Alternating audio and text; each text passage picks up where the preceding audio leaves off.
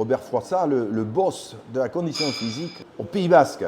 Maintenant, compte tenu que l'automne va bientôt finir, les golfs vont être moins agréables, donc beaucoup de sportifs et de golfeurs, golfeuses vont se mettre à la musculation. Alors, comme exercice, dans la première partie de cette saison, pour se remettre en canne sur du moins la musculation. On va reprendre naturellement la musculation avec les différentes phases qu'on avait déjà développées à plusieurs reprises. Ça veut dire qu'en début de saison, on fera un cycle d'hypertrophie ou de prise de masse qui permettra ensuite d'enchaîner sur la puissance, la force explosive. Et on peut attaquer la musculation très tôt dans la saison, et ce qu'on fera en parallèle à un travail aérobie, comme je le disais. Et à quelle fréquence par semaine ? 4 séances en plein hiver, dans la mesure où ils ne peuvent pas aller au golf autant qu'ils le veulent. À partir du moment où à 17h, 17h30, il fait nuit, 4 séances par semaine, ça me semble très, très réalisable. Par contre, pour ce qui est des plus jeunes, 13-14 ans, je pense que 2 bonnes séances par semaine sont largement suffisantes.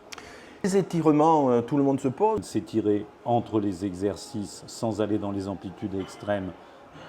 Faire une séance d'étirement, il est préconisable de le faire le lendemain ou le soir de la musculation. Des postures qui peuvent aller jusqu'à 30 secondes tenir la posture. Et là, on peut aller dans les amplitudes extrêmes sans risquer de se faire mal. Dans la musculation, et gentillesse de nous expliquer un petit peu pour l'adulte. Il y a une chose qui est sûre, c'est que maintenant, il y a un phénomène qui s'est amplifié. On suggère à tous les seniors de faire un entretien cardiaque.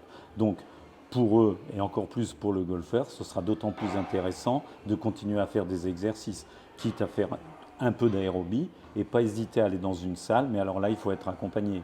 Et aller dans une salle, soit prendre un coach, soit faire attention aux exercices qu'on va réaliser.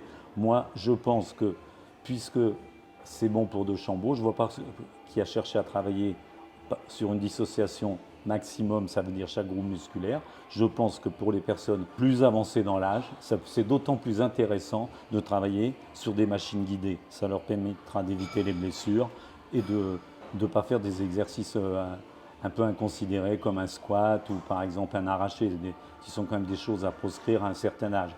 Mais je pense qu'un travail suivi de 2 à 3 fois par semaine en salle de musculation bien guidée peut être très intéressant. Et surtout entretenir et tout au moins retarder les échéances. Parce qu'hélas, on vieillira tous, mais si on continue à s'entraîner musculairement, on peut retarder cette perte de distance, disons, sur les coups de golf. Merci Robert. On n'oubliera pas de signaler Movipol à Seignos. Je remercie encore Eric qui me fait toujours des facilités pour tous mes golfeurs. Merci Eric, mais surtout merci Robert, the boss, toujours the big boss.